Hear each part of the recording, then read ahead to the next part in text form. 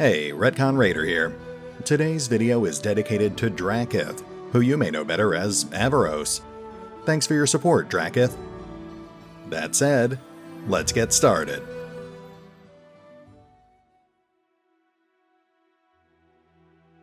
And welcome back. Now, last time, we worked our way through the entire intro for the new Kingmaker DLC, which means today, we're finally just about ready to get this adventure started. Of course, first, I thought it would be a good idea to go over our party builds. I kind of glossed over this back in episode 1 for the sake of the pacing, but now that we're actually out in the field, I think it's important to know exactly what our heroes are capable of. Now, I will be trying to get through this relatively quickly, so we can get back to the adventuring. Still, if you have any questions or suggestions about the builds, feel free to let me know in the comment section below. Anyway, first up we've got our two main characters, Magar Varn and Cecil Laurentis. I'm not really going to go into much detail on these two because they're completely pre-made story characters. Magar is a pretty standard dual-wielding rogue, and Cecil is a pretty straightforward conjurer. They're obviously not very well optimized, but they should still be sufficient to get the job done.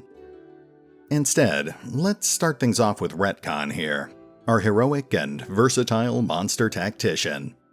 My goal here was to create a heavily armored support fighter who could buff and heal allies, flood the battlefield with powerful monsters, and still go toe-to-toe with low and medium-strength opponents. All things considered, this is actually one of our simplest builds. I knew I wanted him to be a monster tactician, a type of inquisitor that basically trades their daily judgment ability for a set of enhanced monster summoning spells. These spells are functionally identical to the summoned monster spells available to other casters, but the duration is 10 times longer than normal.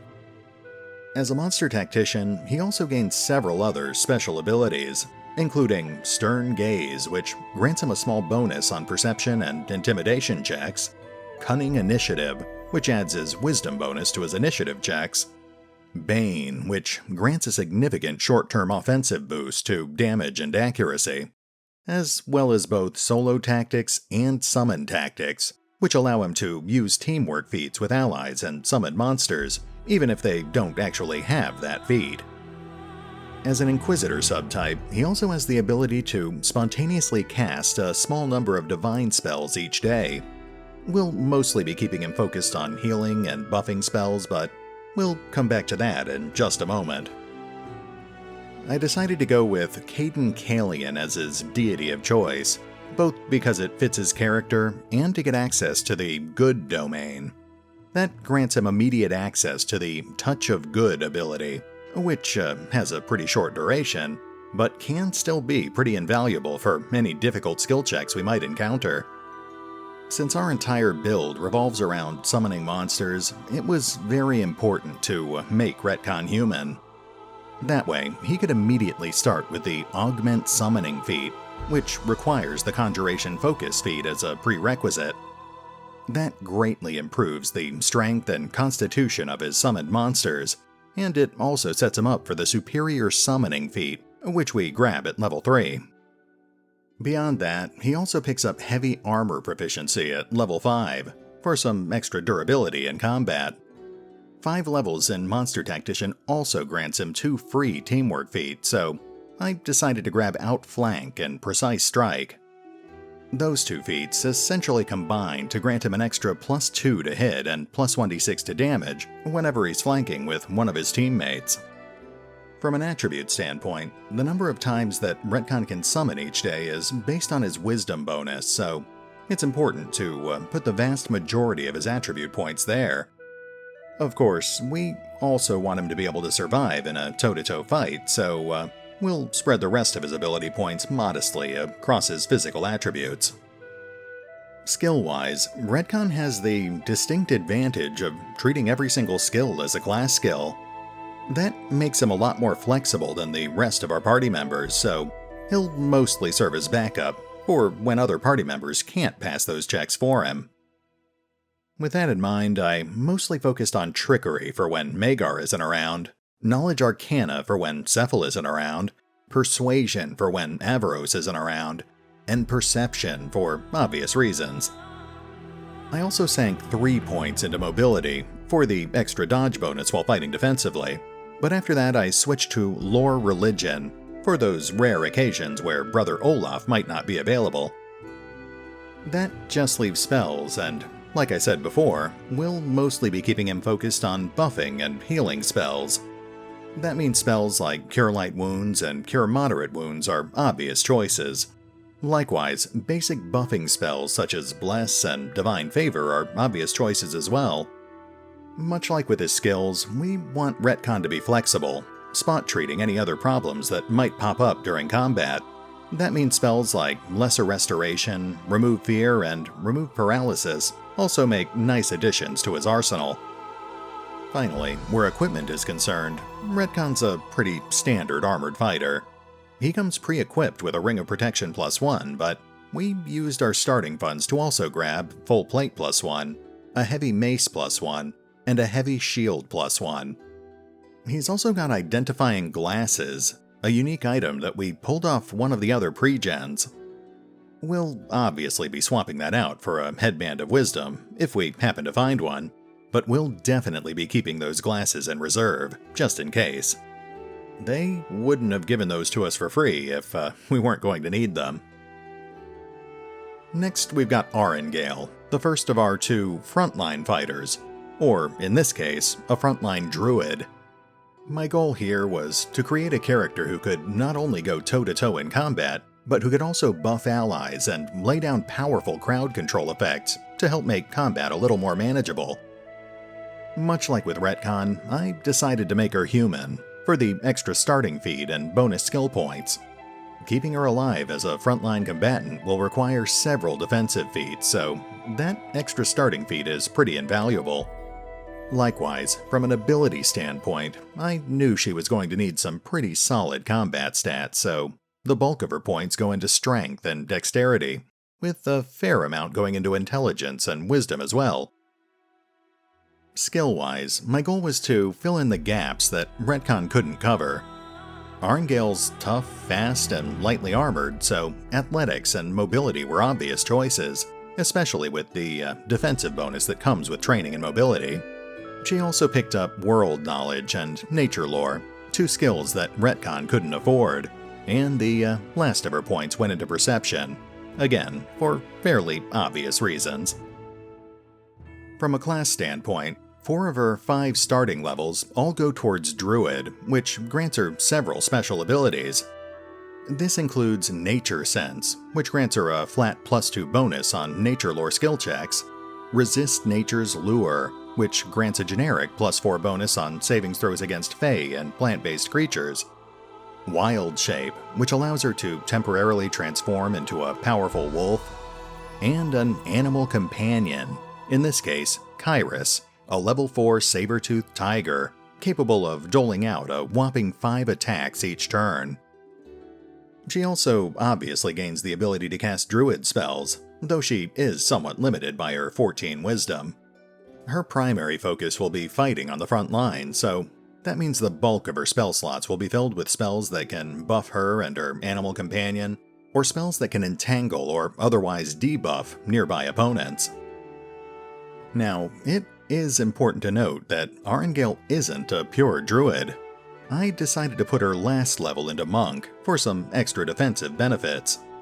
This notably grants her improved unarmed strikes, a small wisdom-based bonus to her armor class while in animal form, and the ability to make a small number of stunning attacks each day. More importantly, that plays into our wide assortment of defensive feats, which should all combine to give her some pretty hefty bonuses in combat. Since she's human, we start her off with combat expertise and dodge, granting her a modest dodge bonus as long as she's fighting defensively. Then, at 3rd level, we pick up the Trip feat, which will significantly boost the innate tripping ability that she gains whenever she's fighting in wolf form. In fact, since she's going to be spending most of her time in animal form, that makes the natural spell feat practically mandatory for level 5. Since we also put her last level into monk, that grants us a single bonus monk feat, which of course will be the popular crane style. That further enhances her defensive fighting abilities, combining with combat expertise to completely remove the base penalties, while further enhancing the defensive benefits. From an equipment standpoint, Arngale's needs are pretty straightforward. Since she'll be spending most of her time in animal form, it wasn't really important to give her a shield or magic weapons. Instead, we just gave her a single masterwork scimitar and a set of studded leather +1 for use in the easier fights.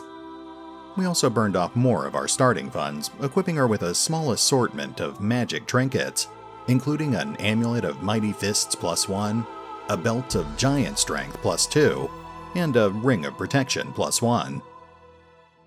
Next we've got Brother Olaf, our party's dedicated healer, and secondary crowd control. Much like Retcon, he's also a human worshipper of the mighty Caden Kalian, the accidental god of adventure and bravery. Retcon and Brother Olaf actually overlap to some degree, because Olaf isn't a normal cleric. Instead, he's a herald caller.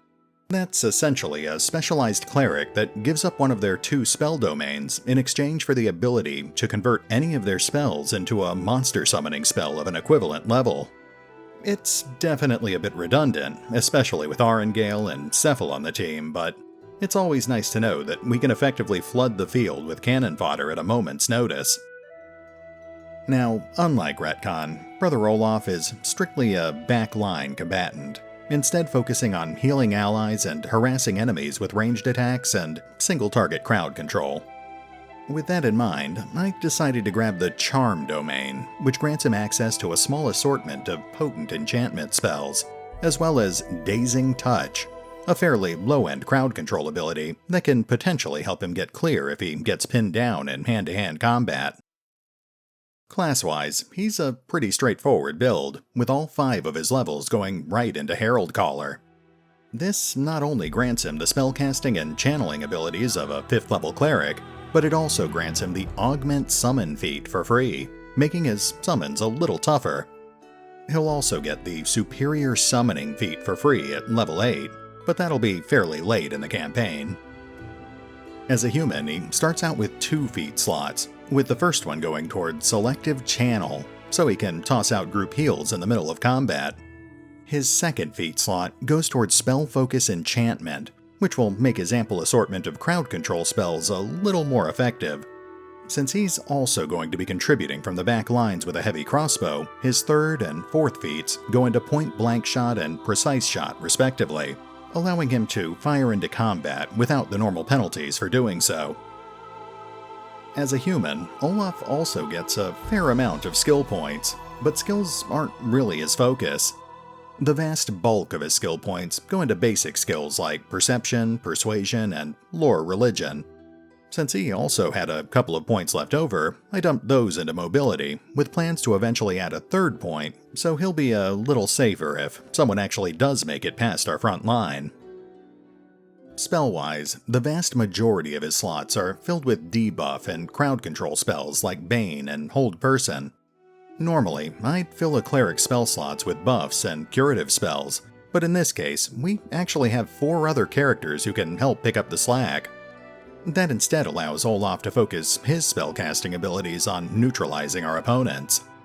The notable exception are his 2 third-level spell slots, which are filled with Communal Delay Poison and Communal Resist Energy respectively. Those are both vital defensive spells, which none of our other party members can actually cast just yet. When it comes to equipment, Brother Olaf is a man of simple needs. The bulk of our money was needed to help buff up our front line, so Olaf has to make do with little more than a heavy crossbow +1 and a set of studded leather +1. Still, given that our party essentially has 5 frontline combatants and an essentially infinite amount of cannon fodder, he should probably be fine. And that finally brings us to Avaros, easily the most complicated of our frontline builds.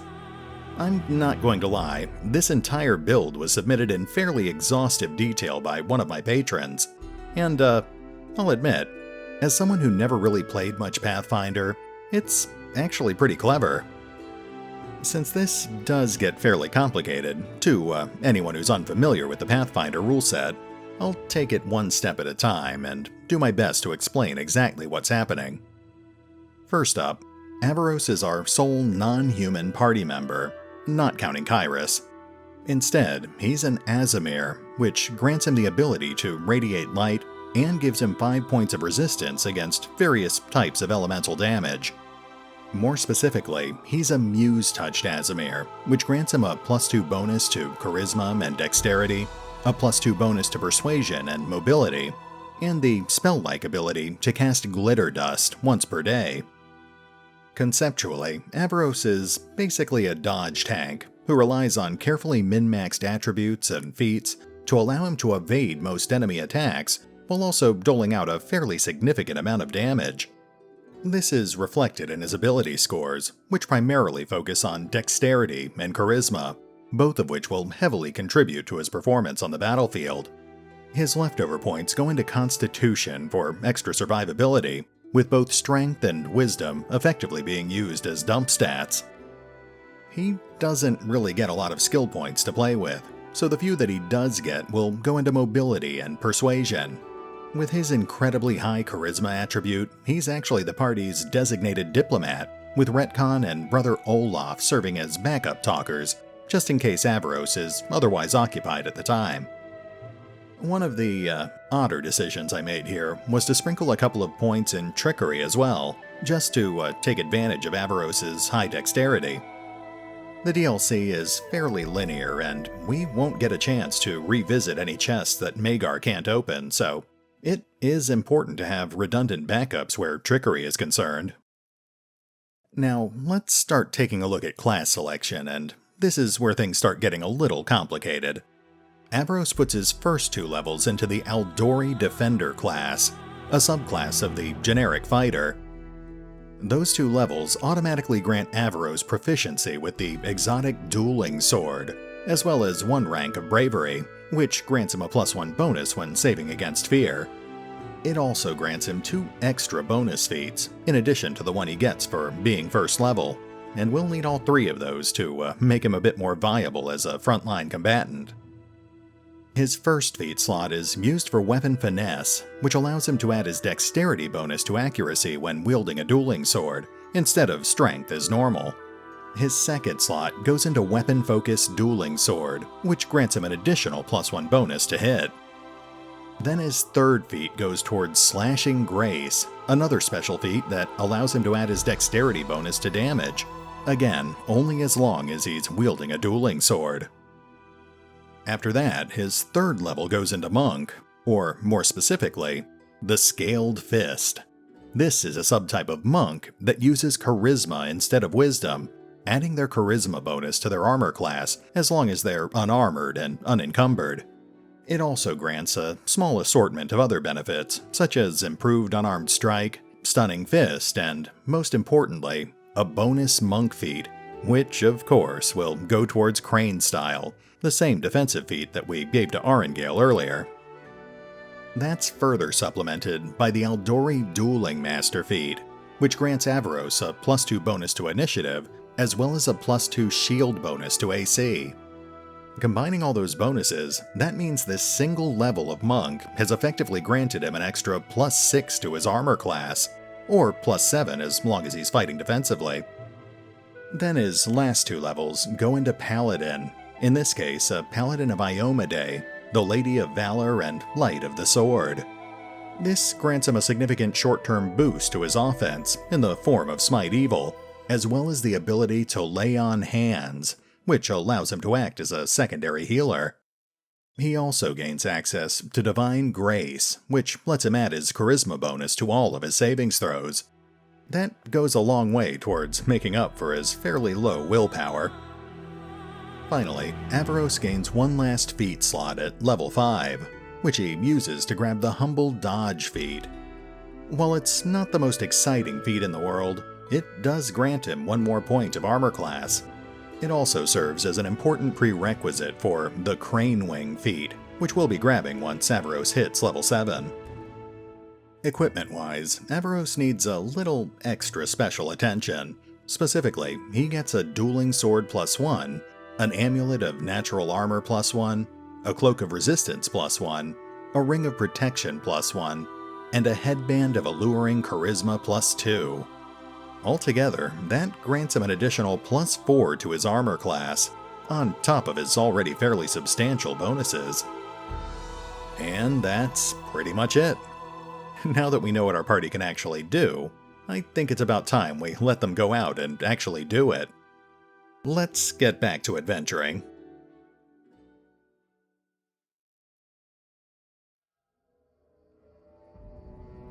Alright, so last time, Magar was leading us to the City of Hollow Eyes, some sort of Cyclops ruins on the eastern edge of his new barony.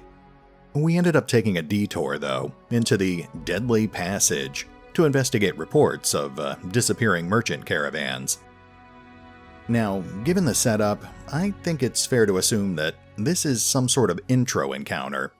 We know something's waiting for us out there, so let's toss up some buffs and then we can have a look around. Our duty calls. I'll take care of it.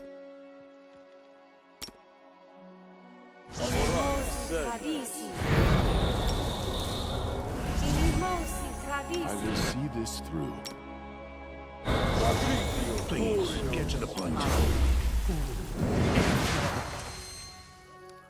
Oh, one of the other items we got from the pre-gens was this wand of mage armor with 50 charges. That's good news for us because, given our builds, that's actually one of the most important buffs in our arsenal. We'd normally give it to Arengale too, but I don't think she's going to need it for this. Yeah, this looks like a pretty small map. Okay, I think we've put it off long enough. Let's have a look around.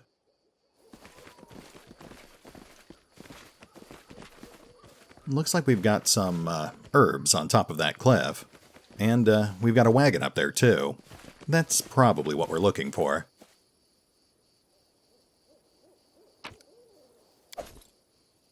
It is done. Let's go check out that wagon first. Interesting. Something is wrong here. Be on your guard. Yeah, I would say that traps and bleached bones are a pretty big warning sign. Fortune favors the bold. Well, let's get that taken care of.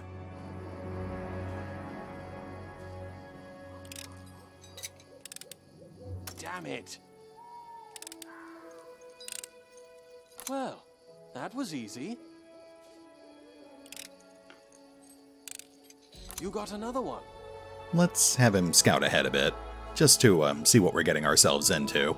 I will lead you to victory.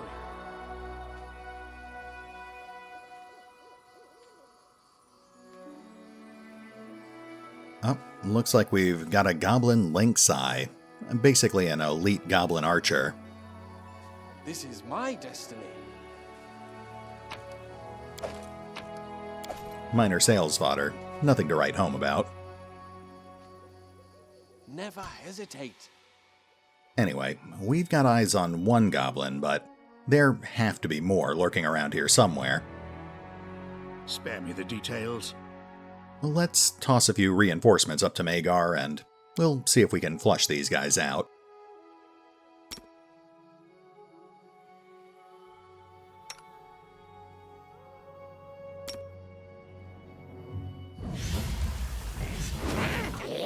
Oh, yeah, that caught their attention. Oh, and we've got someone hiding here. A Goblin Alchemist. Alright, I think it's safe to say that has to be our priority target. To battle and victory! We'll let the summons go in first, just to hold their attention. On your knees! We've probably got a few more goblins hiding here somewhere, so we'll need to stay on our guard. Actually, let's go ahead and have Olaf lock that alchemist down.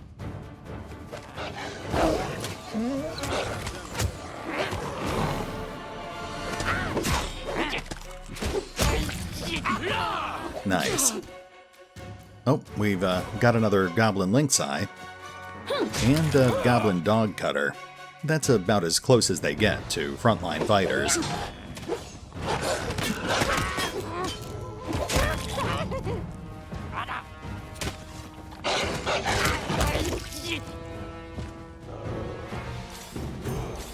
Oh, okay.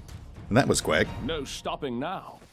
Well, let's regroup, toss up some heals, and take a look at our level up options. The one downside about this party is that this UI clearly wasn't designed with animal companions in mind. I stand ready.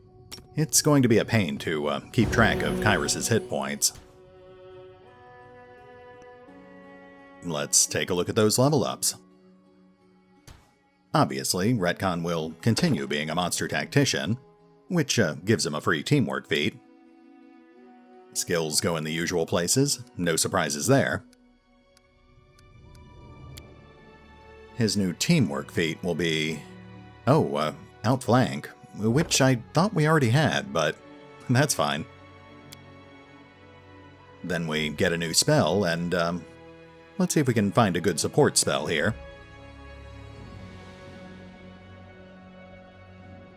Okay, I think invisibility will come in handy. And that's it for Retcon. Pretty straightforward overall. Next we've got Avaros, and there's a few different ways we could build him.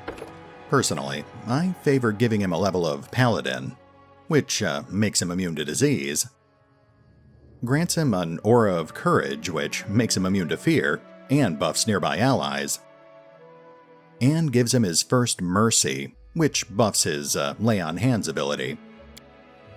He only gets 2 skill points, so those go into trickery and persuasion. For his first mercy, we'll take Mercy Fatigued, which could come in handy if there's ever a situation where we can't set up camp. And moving on. Looks like Arengale's up next. Now, obviously, we'll be keeping her as a druid. That makes Kyrus a little stronger and grants her access to 3rd level druid spells. It also puts her one step closer to unlocking the leopard animal form, which would grant her more attacks, but it would also mean giving up her auto-trip attack that comes with the wolf form. As for skills, those go in the usual places. And that's it for Arengale. We'll set her new spells a little later. Next up, we've got Magar, and of course he'll stick with being a rogue. That gets him a new rogue talent, as well as his 2nd rank of danger sense. Skill points go into the skills he's already got training in.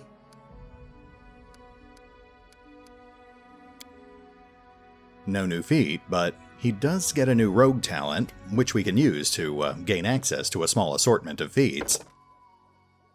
In fact, I think we'll go with Piranha Strike. That seems like it's a pretty good fit for him. It's basically the rogue equivalent of Power Attack. Next we've got Cecil, who, of course, will continue focusing on wizardry. Again, his skill points will go into the skills he already has trained.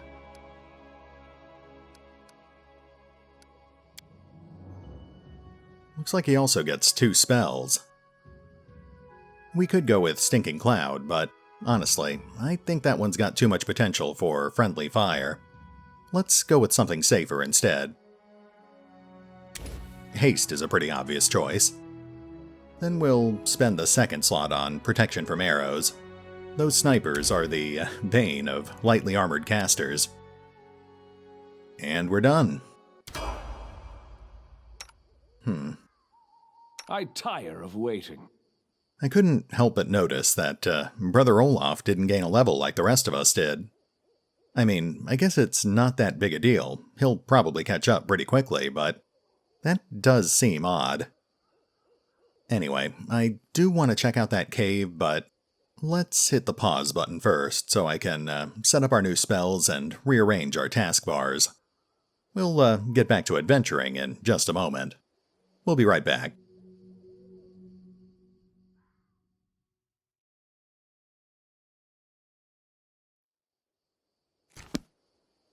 And welcome back.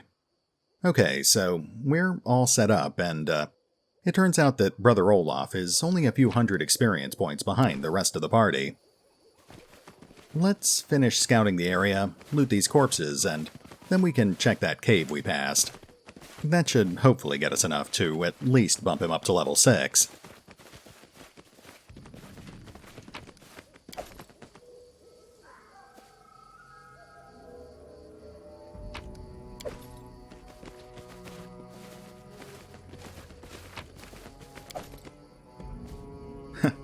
There's that alchemist, dead on his feet.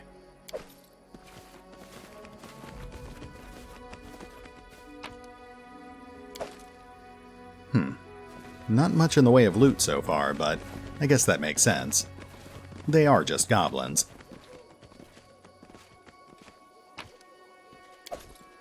Onwards.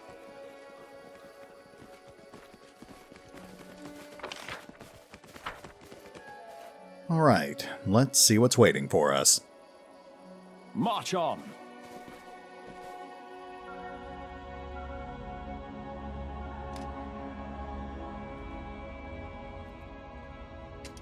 Your Grace, chest good, no need kicking. Chests eat goblins sometimes. I saw once. If it eats me, you be with no Baron no more. Me open it for you, Baron, your Grace. Me be Baron, chest be mine. No touching Baron's treasure. Well, I guess we know what happened to all those merchants now. This would be a lot more adorable if it weren't for all the corpses. Fortunately, they're all gathered around that chest over there, so this looks like a pretty good time for a fireball. This is my path.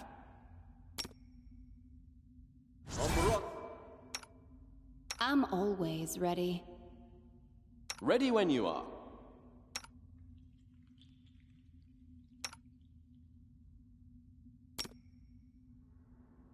Alright, let's get this started.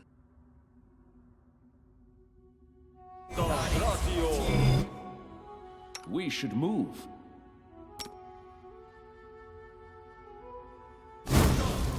Enemy near.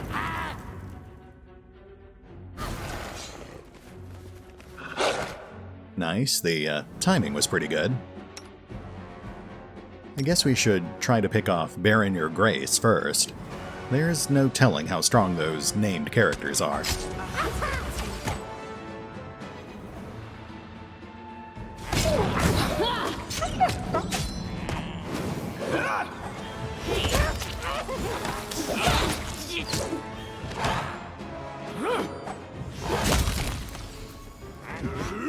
There goes Baron your Grace.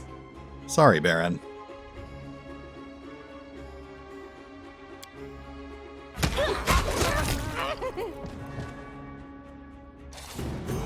There we go. Okay, Brother Olaf. Let's get you up to level 6. Obviously, we'll keep him as a cleric. We'll boost his usual skills, and he gets his mobility up to 3. I guess that's it. We'll take care of his spells between episodes. No stopping now. Okay, let's do a health check here. Everyone's fine, so I guess that just leaves the looting.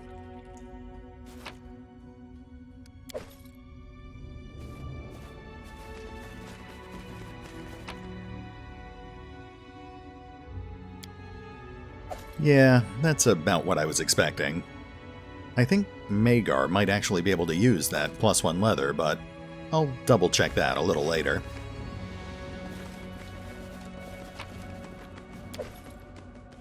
Our best loot is probably going to be in that chest there, but It is done. Your Grace implied it might be a mimic, so let's save that for last. Follow me.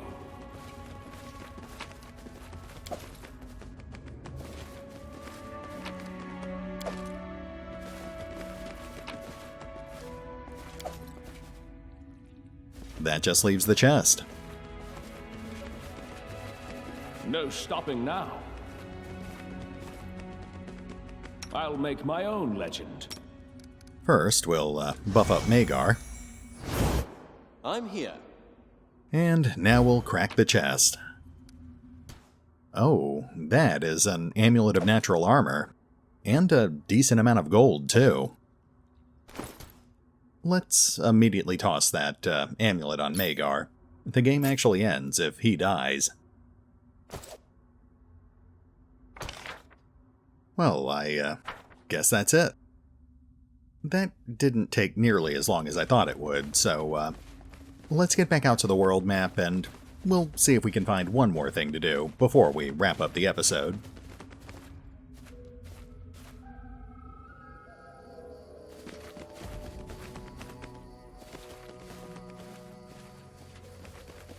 Onwards.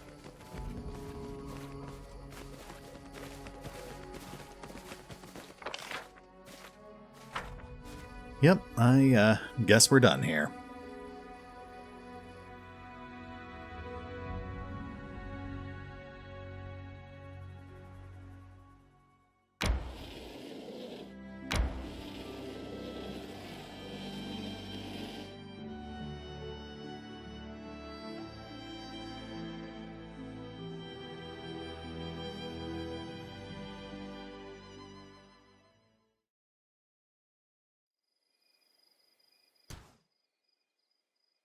That's strange. It's telling us we spotted a bandit somewhere. Interesting. I'm not seeing anyone.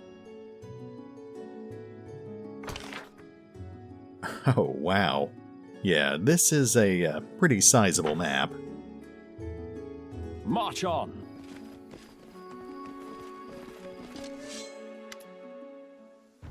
This once quiet glade in the heart of the plains of Dunsword now resembles a low, rocky shore, braced for the crash of a menacing wave. A team of centaurs towers above a handful of people, scraping the ground and rising to their hind legs from time to time. They seem nearly ready to trample their frightened prey into the mud. Noticing your party, a woman in simple peasant clothes breaks away from the group and throws herself at Magar's feet. "Your Grace, Baron Varn, our prayers have been answered. We are the villagers of Old Stump. We wanted to build a farm on these lands, but we barely started digging the cellar when these monsters appeared." A muscular centaur with black hide and dark hair leans forward, thrusting out his chest and nearly trampling the woman. "Howl louder. The more of your kin you call forth, the fewer we'll have to root out from their holes." Magar raises his hand in a powerful gesture, drawing everyone's attention. "What is it you want from these people?" "What do we want, two-legged? You ask this after everything your kin have done? You come to this land uninvited, dig up the ancient graves and attack us, the guardians of the land. What do we want? We want to clean the world of the dirt you spread." Alright, let's get a closer look here. All the centaurs have pendants or signs depicting the moon, the symbol of Desna, in her aspect known as Mother Moon. Interesting. You manage to spot some symbols and patterns on the centaurs' weapons and clothing, but do not recall anything useful about them. You only vaguely remember that centaurs used to live in this region, long, long ago. "You worship Desna, stranger, and Desna is a good goddess. Do not discredit her with unworthy actions." Magar nods in approval. "That's right, we walk under the same moon, stranger." I've always thought it a good sign when hostile parties begin with conversation, rather than an arrow in the face. If you will spend your time insulting us, stranger, then you will surely spend a moment more to explain, in detail, what my race, and my subjects, might have done to offend you. What have we here? A two-legged with reason and dignity. Not like these others. They are deaf to our warnings. The centaur nods at the settlers. Fine, I will tell you. I will use the words of the ancient songs and of a Korra Silverfire, who sees far further than many of your sages and rulers. We are the guardians of this land, and it is imbued with evil. The centaur speaks in a measured melodic voice, carefully reciting a sacred teaching. Evil sleeps here, under each burial mound, under each obelisk with one-eyed skulls. And you, two-legged, dig this ground like moles, stealing secret treasures from the ancient graves, and tempting their dread magic. You will ruin all. The one who sleeps must continue his slumber. The caged one must remain behind bolt and bar. Do you understand, two-legged one? I'm giving you a chance to take this rabble and leave. Go away from the city of Hollow Eyes, away from the burial mounds, away from the obelisks and the other Cyclops ruins. If you turn away from the past, the Nomen tribe will leave you in peace. Well, that's just wonderful. By a rough estimate, he just demanded that we relinquish 2/3 of the barony, including the most fertile fields and mines. Only the barren rocks in the mountains are free from Cyclops ruins. Well, that is somewhat problematic. I don't want bloodshed. We must come to an agreement. Magar nods. Listen, stranger, we cannot simply leave this land. But if your tribe will stop threatening the settlers, I will forbid them from entering the Cyclops tombs. My soldiers will patrol the area and punish any trespassers. I would also like to meet the chiefs of your tribe. We should learn to live side by side. I would also like to learn more about the evil that sleeps here. The Nomen tribe is led by warrior priestess Korra Silverfire. The centaur speaks boldly, then frowns. I do not believe a word you say, human, but I will give you a chance. If the two-legged keep their noses out of the tombs, then we will let them remain. Let them plant their orchards and build their homes. But if a single one breaks our agreement, there will be trouble. You have been warned. Hunters, follow me. Well, that certainly could have gone worse.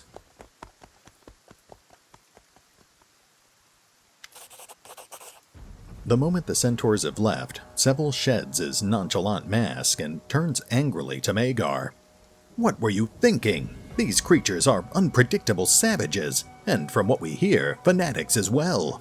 As soon as a trade caravan unknowingly stops at a wind-worn Cyclops stele, or children run inside a tomb when playing hide-and-seek, they will return, and bring carnage with them. My friend, you can only make deals with equals, with those who think as you do, but not with half-humans, who attack villagers because of their primeval fables. And you would prefer to slaughter them all and be done with it? Until we discover their motives and learn their locations and numbers, wouldn't you think it wiser to proceed with caution? This doesn't sound like you, old friend. You would execute a small patrol on a whim to watch all of Varnhold burn tomorrow? No, we must learn what we can of their motives and determine the need for an armistice. But do not imagine me blind to the menace these centaurs pose to our villages. I will take any steps necessary to protect them, but that does not include slaughtering an entire patrol, or ultimately a whole tribe, simply because centaurs lack all skill at diplomacy. Your Grace, about the tombs. Our younglings did go there, to that huge stone vault sticking out of the ground to the south. Magar turns pale. When? Damn it, I only just promised the centaurs that none of us would set foot in the tombs. If they spot those fools poking around, there will be trouble. General, Regent, let us go to that huge stone vault. Okay. I think that's a pretty good stopping point for the episode. We've got a lot of map ahead of us and a general idea of what we need to do. We'll hit the pause button for now, but we'll pick up here next time as we track down that tomb, rescue the younglings, and, hopefully, avoid a war with the centaurs of the Nomen tribe. See you then.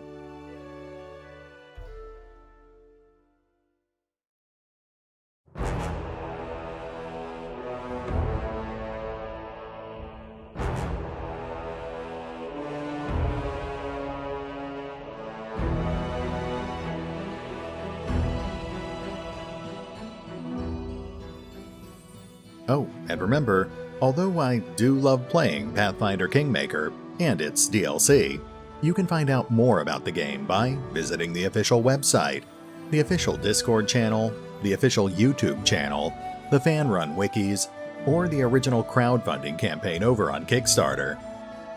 Links are in the description.